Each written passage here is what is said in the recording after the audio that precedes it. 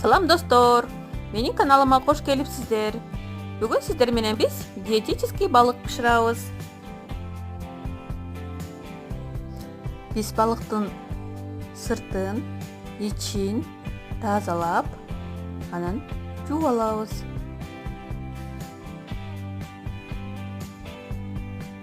Ичтерин жакшылап ачып,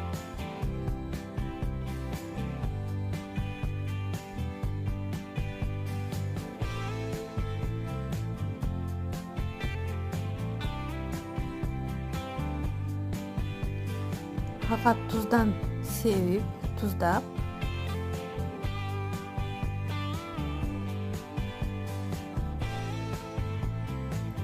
кара мурчтан да себип,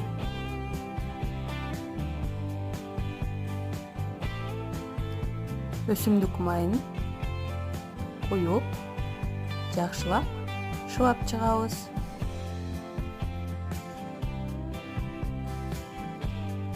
Андан кийин өзүңүздөргө жаккандай кылып балыкты салып аласыздар. Өзүңүздөргө жаккан жашылчаларды жандарына коюп, духовкада бышырып алабыз.